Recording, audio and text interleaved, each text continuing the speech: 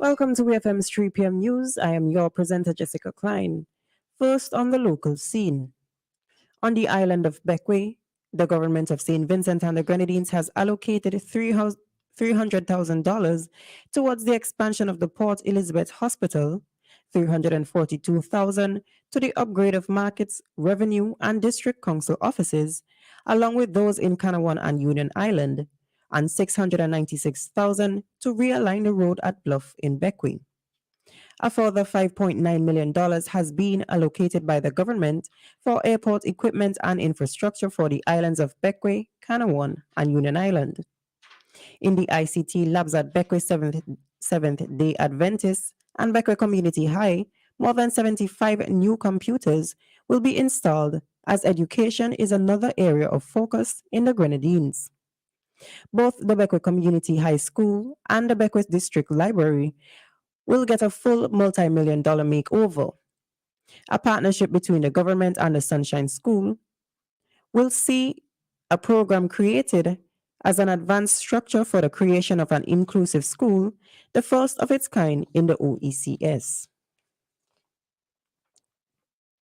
5,000 extra laptops and tablets for school children across St. Vincent and the Grenadines have been acquired by the government. On Monday, Finance Minister Camilo Gonçalves disclosed that 2,000 of the gadgets are tablets and 3,000 of them are C214 laptops, and was made possible after discussions with the Taiwanese government. The gadgets, according to Gonçalves, are set to arrive in St. Vincent and the Grenadines in a few weeks after being delivered from California the following week. In regards to the tablets, he said, similarly, under the COVID-19 response program funded by the Caribbean Development Bank, CDB, the additional 2,000 tablets will be purchased this year to equip incoming primary school students and replace broken devices across the educational sector. He further stated, "We will keep working to make sure that technology is increasingly incorporated into our digital transformation strategy and that the next generation has hands-on experience with the latest technology." Still on the local scene, the Community of Latin America and Caribbean States, CELAC, is an intergovernmental mechanism for dialogue and political agreement. The regional body permanently includes 32 countries in Latin America and the Caribbean, which collectively carries a population of 650 million people. Both the Finance Minister Camilo Gonçalves and Foreign Minister Kiesel Peters announced this country's candidacy for the presidency of CELAC on Monday during the 2023 budget speech and contributions. According to its official website, CELAC is also the third largest economy in the world, with a GDP of around $7 trillion and the largest food producer in the world. Foreign Affairs Minister Kiesel Peters said in Parliament that elections will take place on February 24th, 2023. Onto the regional scene. Jamaica's government is blaming the opposition for holding up the start of the process to move the country from the constitutional monarchy to republic status. Jamaica's Legal and Constitutional Affairs Minister Marlene Malahou Fort said that the planned announcement of the membership of the High-Level Committee on Constitutional Reform by Prime Minister Andrew Holness had to be postponed due to opposition leader Mark Golding's delay in naming his side's two appointees to the body on Tuesday. In a statement to the House of Representatives, she stated that the government is ready to go ahead with discussions towards doing away with the constitutional monarchy and making Jamaica a republic with or without the participation of the parliamentary opposition. Responding to Malahou's Fort's expression of disappointment, Golding emphasized the opposition's concern about a piecemeal approach to the reform. He is insisting on a formal and transparent response from the minister on the aspects of the Charter of Fundamental Rights and Freedoms that the government has indicated it will revise.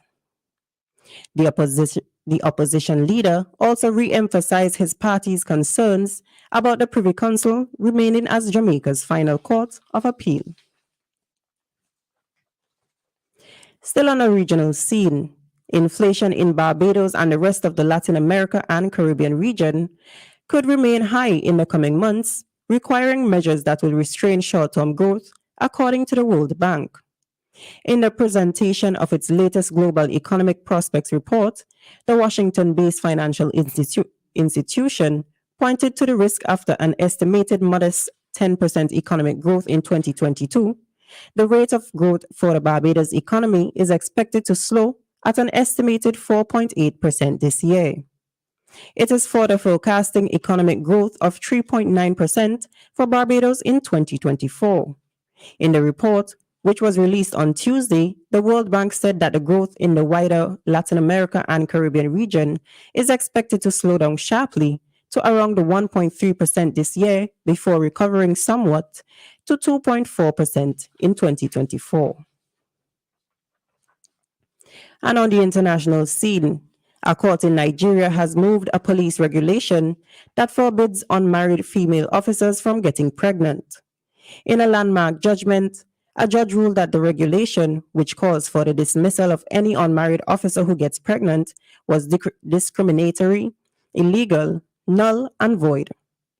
The dismissal of the rule followed a suit by a sacked policewoman who challenged her dismissal on grounds of discrimination since her male counterparts are not dismissed in similar circumstances. Justice Dashi Dumalak on Wednesday ruled the court finds and holds that the provision of the regulation, which applies to unmarried women police officers getting pregnant while in service, but does not apply to unmarried male police officers impregnating females while they are in service, is discriminatory. The court also awarded the officer 5 million naira in compensation for the violation of her fundamental right to freedom from discrimination. It, however, ruled that she could not be reinstated to the police service as she was on probation at the time of her dismissal. This has been WEFM's 3 p.m. news. I have been your presenter, Jessica Klein. Join us again at 5:30 p.m. for WEFM's evening news, and we thank you for listening.